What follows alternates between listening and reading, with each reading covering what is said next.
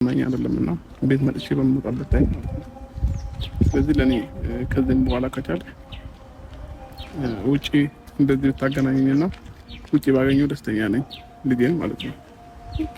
ኦኬ ሰላም አለ ይሻላል እንደዚህ ውጪ ሳገኘው ይሻላል። ቤት መጥቼ ማለት እኔ ያረበሽኩም አይደለ? በስነ ስርዓት ነው ልጅህን መታይተው የምትፈልገውን ያህል ታይም ቆይተህ ምናምን የሚያስፈልገውን ነገር ስጠይቀኝ አቀብልሃለሁ።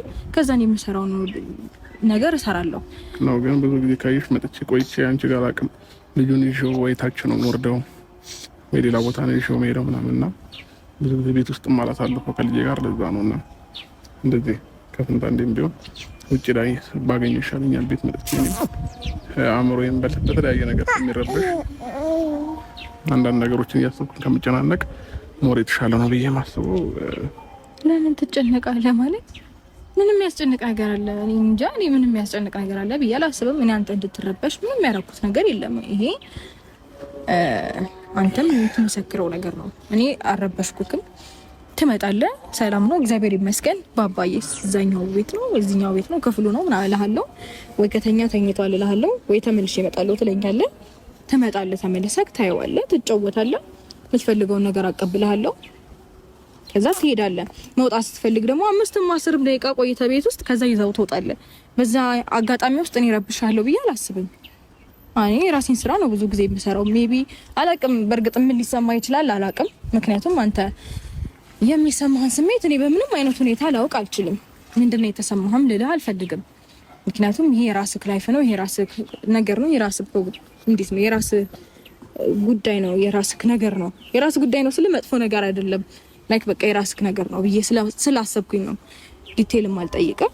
ነገር ግን ኢትስ ኦኬ እንደዚህ ማየት ፈልጋለሁ ትቻለሽ ወይ በምትለኝ አጋጣሚ በየትኛውም አይነት ሁኔታ ሊሆን ይችላል እስከቻልኩኝ ድረስ ላሳየህ ፈቃደኛ ነኝ። ኖርማል ነው።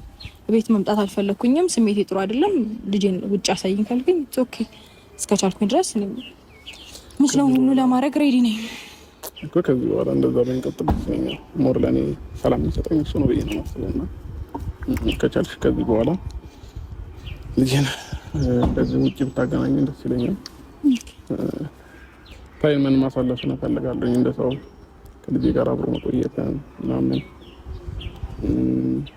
ቀን በቀን የማገኘው ምንም አይሰለቸኝም። ደግሞ ኦልሬዲ ሌላ ልጅ የለኝም። በዚህ ታይም ይሄ ልጅ ነው ልጄ።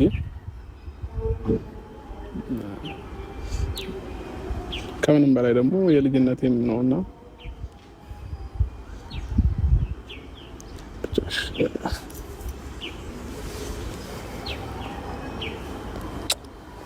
ፈቀድልኛል መሄድ እችላለሁ።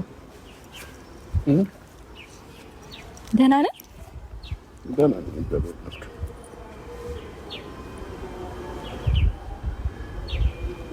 በኋላ ላምጣልሽ? ይቻላል። መኪና ውስጥ ወተት አለ ላቀብልህ? ለምን ችግር የለም። ናይ አዘጋጅቼለት ስለወጣሁኝ እዛ ብዬ ነው።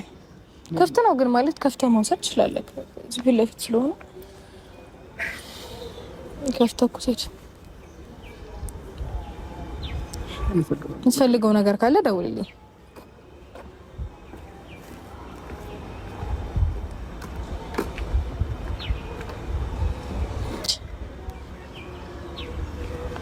ምንድን ነው የሆነው?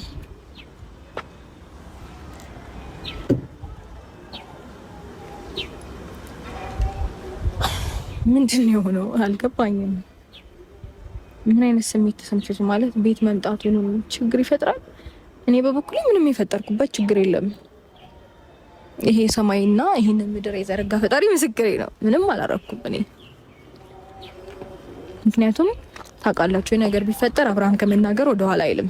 እንደዚህ አድርገሽኛል እኮ ብሎ ለማለት ምንም የሚይዘው ነገር የለም። ግን ምንም ነገር ስላላደረኩኝ ነው ዝም ያለው። ቤት ስለመጣ ቤቱ ምን አረገው አልገባኝም። ማለት ስሜቱ ልክ አይደለም።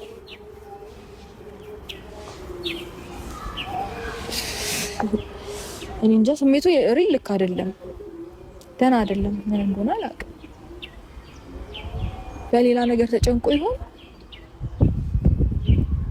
በሌላ ነገር ደግሞ ከተጨነቀ ቤት ስመጣ ነው እየደበረኝ ያለው የሚሰማኝ ስሜት ልክ አይደለም ምናምን ያለኝ ካያችሁ ካዳመጣችሁትና ለቤት መምጣቱ ምን አይነት ስሜት እንዲሰማው አድርጌ እኔ እንጃ ምንም አላረኩም። እውነት በጣም እርግጠኛ ነኝ 100% ምንም ነገር እንዲሰማው እንዳላደረኩኝ፣ እንዲደብረውም አላደረኩም፣ እንዲከፋውም አላደረኩም፣ አልረበሽኩትም።